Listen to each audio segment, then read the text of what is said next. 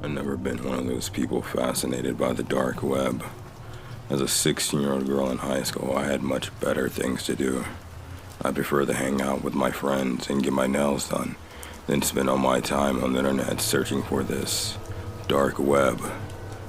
One day at school, though, my friend Kelly was telling me about how her boyfriend was there to go on the dark web. There was some weird stuff on there.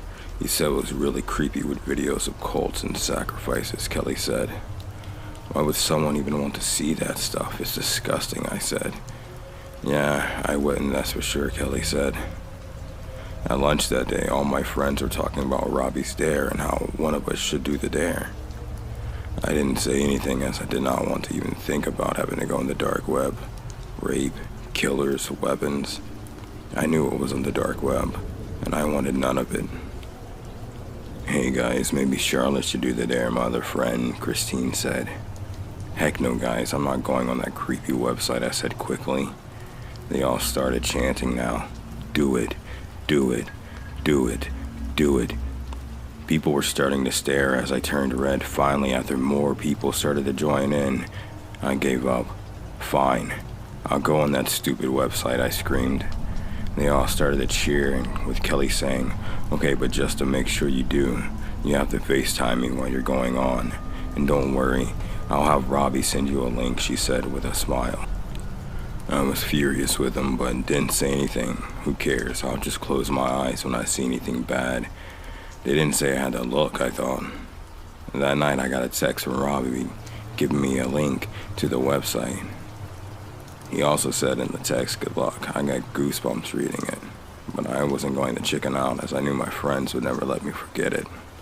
I FaceTimed Kelly as I was loading the link onto my computer saying, this is so stupid. I can't believe you guys talked me into it. Well, don't be like that. How about this? You only have to click on one site on the web and that's it. I'll tell everyone you went on and we'll have a good laugh, Kelly said on the phone. The link loaded and I was taken to a black screen with a skull in the middle and a whole bunch of links all in red. I gulped as I decided to click on the third link and I was taken to some kind of auction website. It didn't seem bad at first, but then I read the auctions. The auctions had female names attached to them with a link.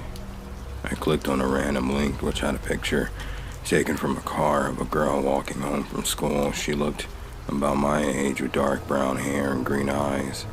It had a description underneath that said, Tiffany Smith, age 16, high school, Adelante High, parents, Martha and Gordon Smith, hair color brown, eyes green, body description, small but packaged with good sized breasts and small waist, price, $20,000.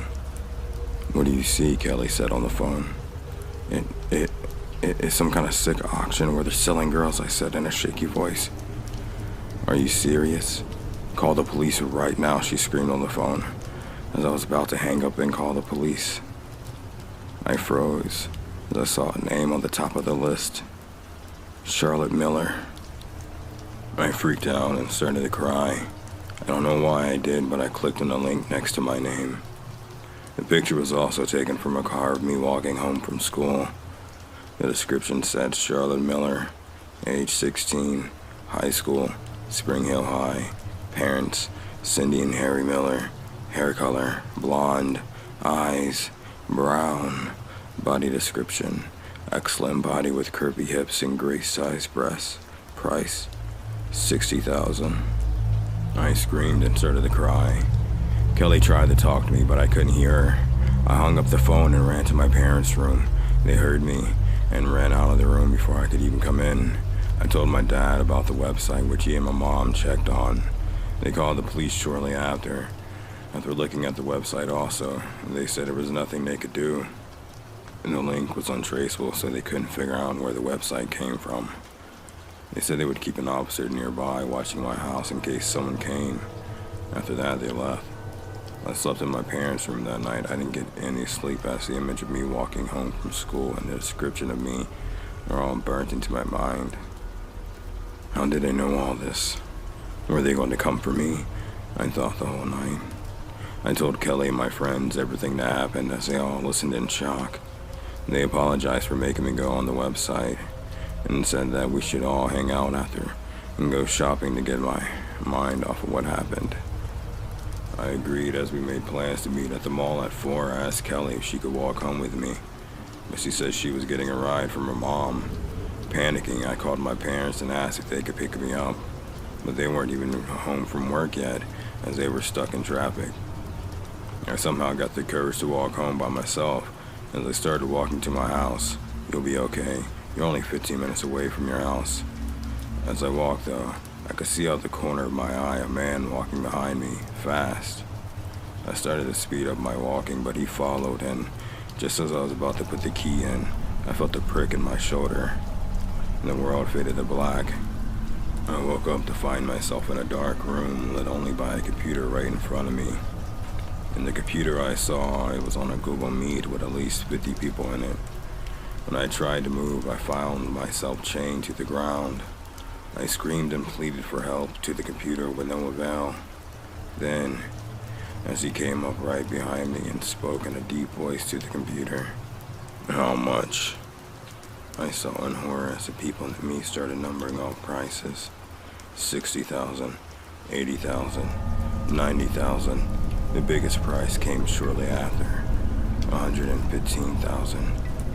There were no prices named after that. The man then spoke, going once, going twice. Sold. 2 days later, Kelly stares at the poster in her hand, tears in her eyes as she reads, "Missing, Charlotte Miller." She cries even more as she sees a smiling picture of Charlotte on the poster, looking so happy with her glistening blonde hair and brown eyes. "Charlotte, I'm so sorry." Thank you for listening, and if you enjoyed this, please like, subscribe, comment, share, and all the other typical YouTube bullshit. And remember, always be mindful of your surroundings, because you never know who or what is lurking in the shadows.